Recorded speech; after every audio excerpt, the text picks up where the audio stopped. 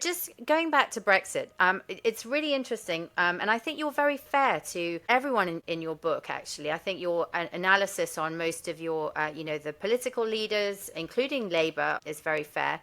But you don't criticise at any point the EU for its total intransigence and the ratchet screw. And, the fact that power always seemed to flow one way.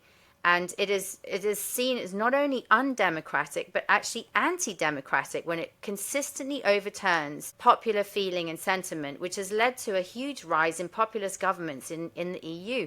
And now they're letting in Bulgaria. Have they forgotten Greece? Do you see what I mean? It's like Brexit was the first opportunity the British got to actually put the brakes on, and they took it. And it was a very small, but it was decisive.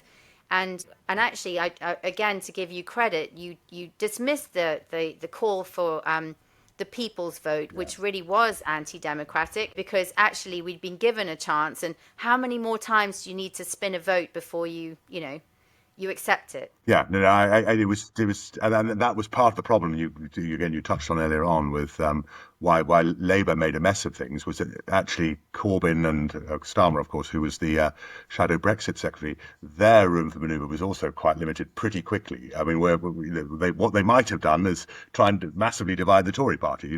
Go along with Theresa May's deal, and the Tory Party would have been hopelessly split. But by that stage, there was this big momentum for a second referendum. So there was a view, well, that's another prospect.